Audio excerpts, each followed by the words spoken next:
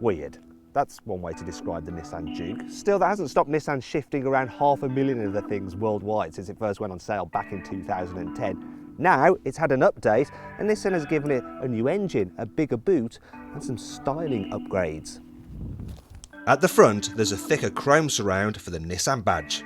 The headlamps now contain some LEDs and the lower part of the front bumper is slightly different. It's the same story at the back with redesigned lower black mouldings and fresh tail lamps. Far more important is what Nissan has done to the boot. Now, they've actually made it 40% bigger than before. Now, this is how the old boot was, and yeah, see, it's not particularly big. But what they've done this time around is, if I take these cases out, you will see that there is a movable boot floor. So if you put the cases back in, there's still loads of room and you can shut the boot. What you used to have before was the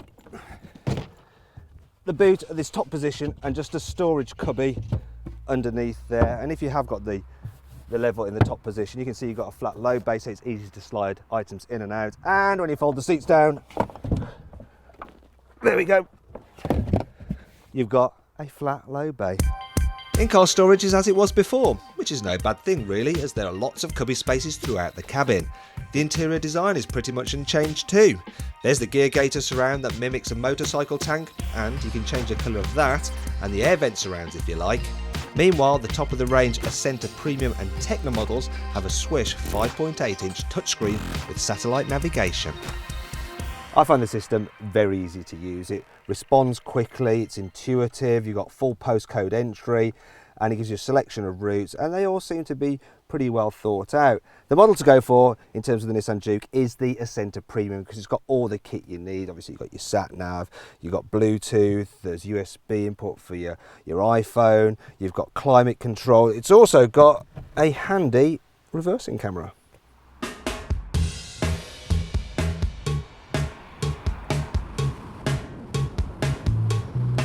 The biggest news with the new Juke is the addition of a 1.2 litre turbo petrol engine. Now, it's reasonably nippy in town. It can just about hold its own on the motorway, but it's extremely quiet and really, really smooth.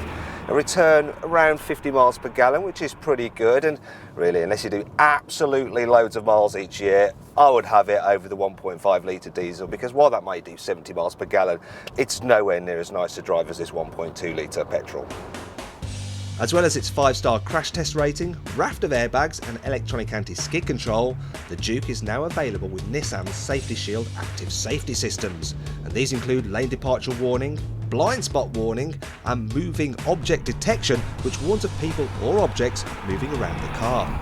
This system really complements the Juke's great all-round visibility, which is mainly due to the fact that you've got this raised driving position. In fact, that's one of the key reasons to buy a Juke. It makes it very easy to get in and out of these rather comfortable seats, and it gives you a great view over other traffic.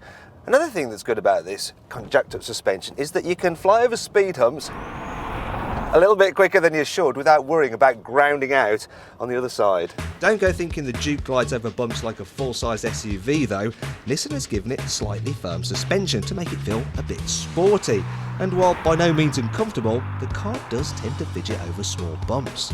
Annoyingly, it's not as if the Juke is exactly lots of fun to hurl down a B road. I mean, it doesn't lean too much in the bends for a tall vehicle, but there's just not enough front end grip. So if you go a little bit too enthusiastically in a corner, rather than going round, it starts to wash wide, and so in the end you just slow down and drive it normally, and then your OCD just focuses on that fidgety ride. It's almost as if the Juke has got ants in its pants. It's just all a bit like, and yeah, that gets a little bit annoying after a while. Then there's the fact that you may think that Nissan is one of the most reliable brands out there. However, the firm only came a mediocre mid-table for reliability in the 2014 Driver Power Owner Satisfaction Survey.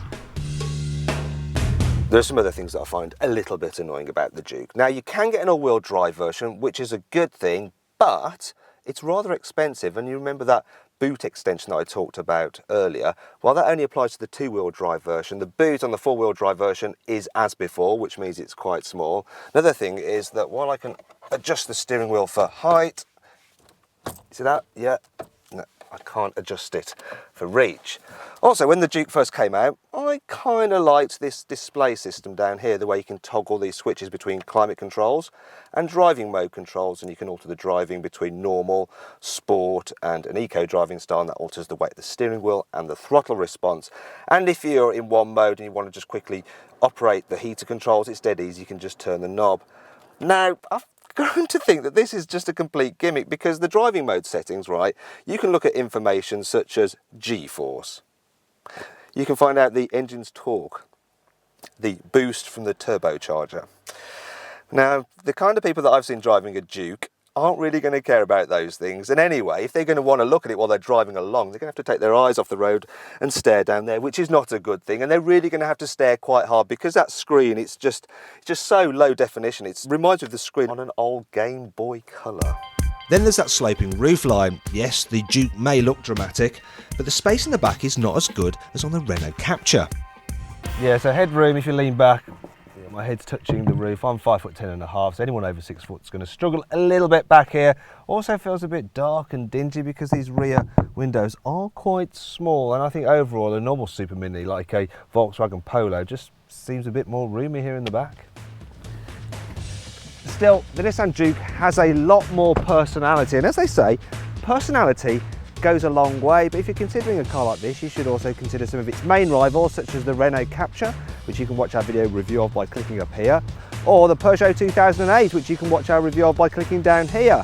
Click down here, you can watch our very latest video review, and if you click up there on our logo, you can subscribe to the Carbuyer YouTube channel.